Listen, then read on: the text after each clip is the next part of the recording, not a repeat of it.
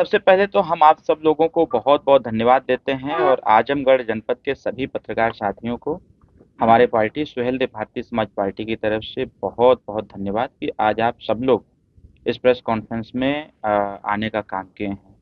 विदित है कि आप सबको जानकारी में भी है कि आने वाले 22 फरवरी 2026 को चक्रवर्ती सम्राट राष्ट्रवीर राजभर महाराजा सुहेलदेव राजभर जी के 1017वीं जयंती के अवसर पर आजमगढ़ के अहिरौला जनता इंटर कॉलेज के मैदान में सामाजिक समरसता महारैली का आगाज किया गया है।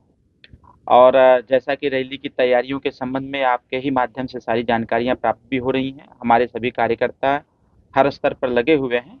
यह जो सामाजिक समरसता रैली है, आजमगढ़ में ही क्यों रखा गया है, ये एक सबसे बड़ा प्रश्न आ सकता है। आजमगढ़ क्योंकि विपक्ष बार बार इस चीज को इंगित करता रहता है कि आजमगढ़ समाजवादियों का गढ़ है।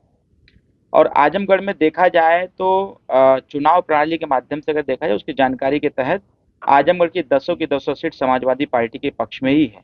और शायद ऐसा ही लगता है कि जिस प्रकार से समाजवादी पार्टी यह समझती है कि आजमगढ़ हमारा गढ़ है और आजमगढ़ के विकास को अगर ध्यान रखा जाए, देखा जाए तो ग्रामीण स्तर तक विकास की जो एनडीए सरकार की मुख्य धारा चल रही है विकास की, उसमें आजमगढ़ जुड़ा नहीं है। हम सबका उद्देश्य है कि जो जाति भावनाएं व्याप्त हैं प्रदेश में, उसको कहीं ना कहीं दूर किया जाए। और सुहेलदेव भारतीय समाज पार्टी का यह प्रयास है कि सर्व समाज के साथ, क्योंकि सर्व समाज की बात इसलिए क्योंकि पार्टी का एजेंडा हमारे है था कि सर्वेक्षण के बाद आर्थिक आधार पर आरक्षण की बात जो हम कहा करते थे, एनडीए सरकार ने 10% आरक्षण ईडब्ल्यूएस देने का काम किया। हम लोग सामाजिक न्याय समिति की रिपोर्ट लागू करने की बात करते हैं, जिसमें ओबीसी का जो आरक्षण है उसको डिवाइड करने की बात करते हैं। ओबीसी में पिछड़ा, अति पिछड़ा, सर्वाधिक पिछड़ा, उसी प्रकार से दलितों के आरक्षण में डिवाइडेशन हो, क्योंकि भारत का संविधान इस बात को जरूर कहता है कि हर 10 साल पर सर्वेक्षण हो, उसके बाद आरक्षण सामाजिक, शैक्षणिक, राजनीतिक और आर्थिक दृष्टिकोण से समान रूप से सबको दिया जाए। तो यह रैली इस बार की जो रैली है ऐतिहासिक रैली होगी। और यह ऐतिहासिक रैली न भूतो न भविष्यो, जो तैयारी है इतनी बड़ी रैली अब कोई नहीं कर पाएगा। हम लोग पूरी तन्मयता के साथ ग्रामीण स्तर तक जा रहे हैं। समस्त समाज के लोगों से मुलाकात भी हो रही है, उनके बीच में बैठकें, जन चौपाल, सूचनाएं भी जा रही हैं। और हम यह कह सकते हैं कि प्रबुद्ध वर्ग इस हमारे रैली में पहली बार चढ़ बढ़ करके हिस्सा ले रहे हैं, क्योंकि ग्रामीण क्षेत्रों में जाने के बाद जिस प्रकार से माननीय मंत्री श्री ओम प्रकाश राजभर जी की विचारधारा से लोग प्रभावित हैं, मंत्री जी के जो स्टेटमेंट है, स्टेटमेंट का जो स्टैंड होता है, उस स्टैंड से बहुत लोग प्रभावित हैं कि एक ही नेता उत्तर प्रदेश का ऐसा है जो सर्व समाज के हिस्सेदारी, भागीदारी, उनके साथ न्याय कैसे हो, इसके लिए मुखर होकर के आवाज बुलंद करते हैं। तो कहीं ना कहीं सामाजिक समरसता महारैली ऐतिहासिक रैली होने जा रही है।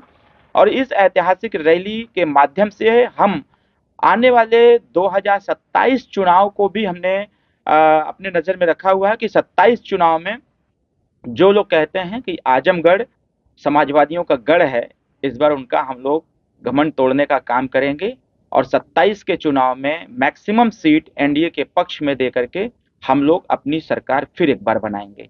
इसके साथ साथ हमारा प्रयास यह है, इस रैली के माध्यम से जो सामाजिक समरसता महारैली का नाम दिया गया है, अभी पूर्व के 2024 के लोकसभा के चुनाव में जिस प्रकार से विपक्ष बार बार संविधान की दुहाई देता था कि संविधान खतरे में है, आरक्षण खतरे में है, संविधान खत्म हो जाएगा, आरक्षण खत्म हो जाएगा, एक ड्रामा करने का काम किए और जनता की आंखों में धूल झोंक करके कहीं ना कहीं अधिक से अधिक सीट जीतने का लोगों ने काम किया। लेकिन पार्लियामेंट चला, सदन के अंदर एक बार भी संविधान की चर्चा नहीं की गई, बल्कि संविधान की प्रति को लेकर के नौटंकी करने का विपक्ष के लोगों ने काम किया था। अगर वाकई में देश के संविधान के प्रति अगर इतनी हमदर्दी है, तो मैं यह जरूर कहना चाहूंगा आज के प्रेस कॉन्फ्रेंस के माध्यम से कि हमारी जो सामाजिक समरसता रैली है, विपक्ष को हमारी रैली को सुनना चाहिए। हमारे नेता माननीय श्री ओम प्रकाश राजभर जी की विचारधारा को सुनना चाहिए, जो माननीय नेताजी कह रहे हैं कि संविधान अगर खतरे में है और संविधान से ही देश चलता है, संविधान से सारी व्यवस्थाएं प्राप्त होती हैं, तो क्यों ना उत्तर प्रदेश या देश की शैक्षणिक व्यवस्था में भारतीय संविधान का संपूर्ण अध्ययन पढ़ना अनिवार्य कर दिया जाए। भारत का संविधान अगर अति महत्वपूर्ण है, तो प्रत्येक बच्चे और बच्चियों को भारत का संविधान पढ़ने पर बहस हो और पार्लियामेंट से पास हो, ताकि प्राइमरी विद्यालय से ही भारत का संविधान पढ़ना अनिवार्य कर दिया जाए। इसके साथ साथ जिस प्रकार से हम सब लोग, क्योंकि हमेशा हम सत्ता में रहें या न रहें, हमेशा हम गरीब की समस्याओं, गरीब की जो आवाज है उसको बुलंद करते रहते हैं। अभी एक छोटी सी समस्या आई, जैसे बेटियों को उत्तर प्रदेश की जो एक सामाजिक व्यवस्था है, उस व्यवस्था में किसी घर में बेटी पैदा होती है तो बेटियों बेटियों को बोझ समझा जाता है। क्यों? क्योंकि बेटियों के संबंध में जो एक माहौल बनाया गया है कि बेटियां पैदा होती हैं तो खर्चीले हैं, पढ़ाई लिखाई वगैरह वगैरह, शादी विवाह। सुहेलदेव भारतीय समाज पार्टी एनडीए गठबंधन में है और एनडीए गठबंधन से निरंतर यह मांग करती रही है। सरकार में हम लोग हैं, हर बार इस बात को हम लोग उठाते रहे हैं कि लड़कियों की पढ़ाई उत्तर प्रदेश में निःशुल्क कराई जाए। बेटियां जितना पढ़ना चाहें, उनके पढ़ाई का पूरा खर्चा उत्तर प्रदेश की सरकार देने का काम करे। और इसके साथ साथ जो शादी अनुदान बेटियों की शादी में सरकार की तरफ से दी जाती थी, मैं धन्यवाद देता हूं इस बार के बजट में जिस प्रकार से जब 25,000 शादी अनुदान मिलता था तो हम लोगों ने बाकायदे इस पे आंदोलन करके इसको 25,000 से 50,000 कराया। जो भी वृद्धा पेंशन, विकलांग पेंशन, विधवा पेंशन, ये सारे पेंशन जो मिलते थे, पहले 300 मिलते थे, अब वो लगभग 1,000 तक पहुंच गया है। उसी प्रकार से अभी जब बजट पास हुआ तो बजट में बेटियों की शादी के लिए शादी अनुदान 50,000 से 1,00,000 कर दिया गया है। 22 तारीख की जो सामाजिक समरसता महारैली है, इसका एक और यह मुद्दा रहेगा कि 1,00,000 में किसी बेटी की शादी नहीं हो पाएगी। अगर शादी अनुदान देना ही है तो कम से कम 5,00,000 रुपया गरीब बेटी की शादी में दिया जाए, जिससे कि उस बेटी की शादी हो सके और परिवार भी खुशहाल रह सके।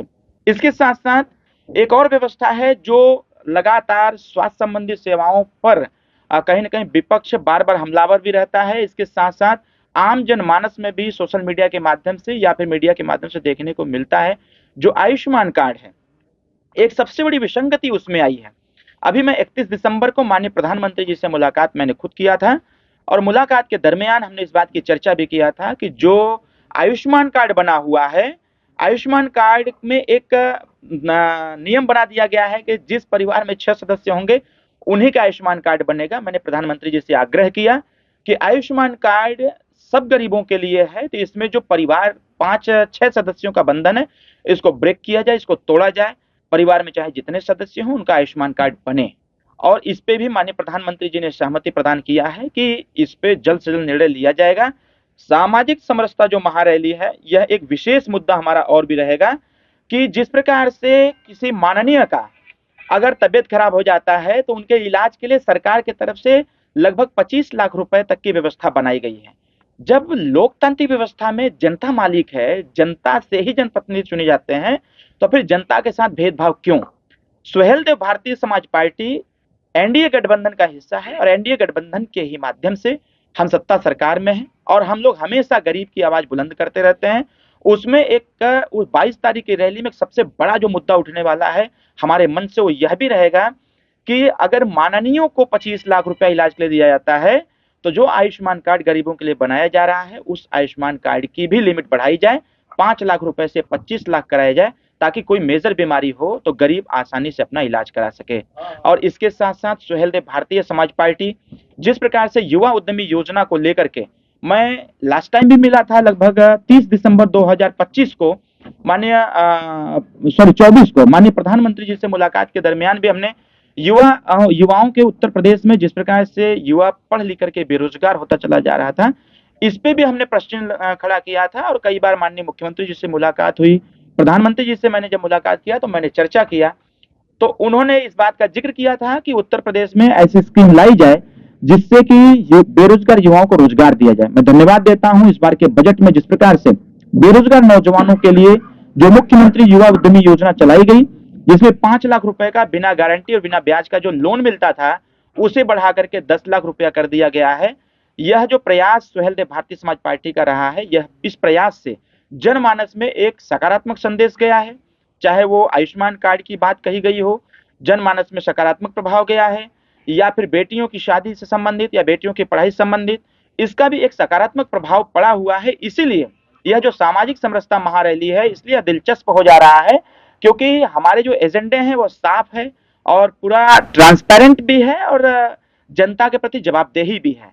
तो कहीं न कहीं इन मुद्दों को लेकर के सर्व समाज के लोग सुहेलदेव भारतीय समाज पार्टी के इस सामाजिक समरसता महारैली में लाखों की संख्या में लोग एकत्रित हो रहे हैं। यह रैली ऐतिहासिक रैली होगी। यह रैली आने वाले 2027 के चुनाव का आगाज भी कर रही है। कौन-कौन रहेगा रैली में उपस्थित, कौन-कौन रहेगा? देखिए, सुहेलदेव भारतीय समाज पार्टी तो पहले तो यह अपनी रैली, व्यक्तिगत रैली कर रही है। यह एनडीए की रैली नहीं है, यह सुहेलदेव भारतीय समाज पार्टी की रैली है।